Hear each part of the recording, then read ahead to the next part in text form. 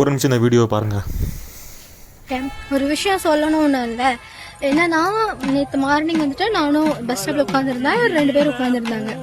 நல்லா தான் பேசிட்டு இருந்தாங்க. பட் அவங்களுக்குள்ள ஒருத்தருக்கு ஒருத்தர் தெரியாது போல. பட் யதார்த்தமா பேசிட்டு இருந்தாங்க. அவர் இருந்துட்டு டக்குன்னு கம்யூனிட்டி என்னன்னு கேட்டாரு. அது எனக்குமே கேட்டுச்சு. சரி நானும் சரி ஓகே எப்படி ரியாக்ட் பண்றாருன்னு பாக்கலான்ட்டு அவரு சொன்னாரு கம்யூனிட்டி. டக்குன்னு எழுந்து போயிட்டாரு. போயிட்டு கையெல்லாம் கழுவுறாரு, காணெல்லாம் கழுவுறாரு. என்னடாதுங்கிற மாதிரி தான் இருந்துச்சு. ஸோ இதை நான் வந்துட்டு சொல்லலாமா வேணாமான்ட்டு எனக்கு டவுட்டா இருந்தது. ஸோ அப்பாட கேட்டு இப்படியும் இருக்காங்க பாருங்களேன், கம்யூனிட்டி பார்த்து அது கை கால்லாம் கழுவணுமா? என்னங்க இதெல்லாம் அநியாயமா இருக்குது. வீடியோ பார்த்துட்டிங்களா? இந்த வீடியோவில் அந்த பொண்ணு பேசுகிறது எல்லாருக்கும் தெளிவாக புரிஞ்சிருக்கும். தெரியலனா நான் ஒரு தடவை தெளிவாக சொல்கிறேன்.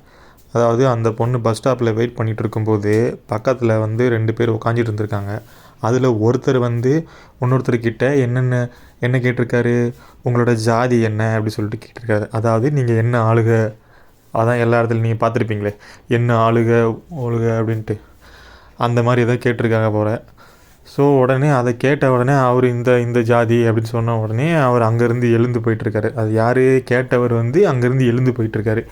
எழுந்து போனது இல்லாமல் அங்கே பக்கத்தில் இருந்த ஒரு பைப்பு கிட்டே போயிட்டு தண்ணியை வச்சு கையும் காலும் எல்லாத்தையும் கழுவிருக்காரு. இது என்னன்னு சொல்கிறது, இதுதான் நவீன தீண்டாமைன்னு சொல்லுவாங்க. இப்போ வரைக்கும் இந்த தீண்டாமைன்றது இந்த உலகத்தில் இருந்துட்டு தான் இருக்குது. இந்த உலகத்தில் என்ன, குறிப்பாக தமிழ்நாட்டிலையும் சரி இந்தியாவிலையும் சரி இருந்துட்டு தான் இருக்குது.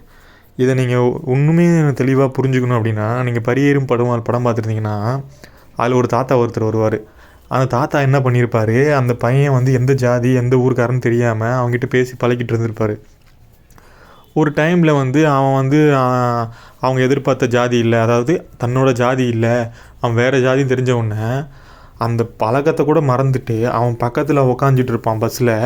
அவனை எழுந்திருக்க சொல்லிவிட்டு இவர் இறங்கி வந்துடுவார். ஸோ இதுதான் மக்களே, ஜாதின்றது எல்லா இடத்துலையும் இருக்குது.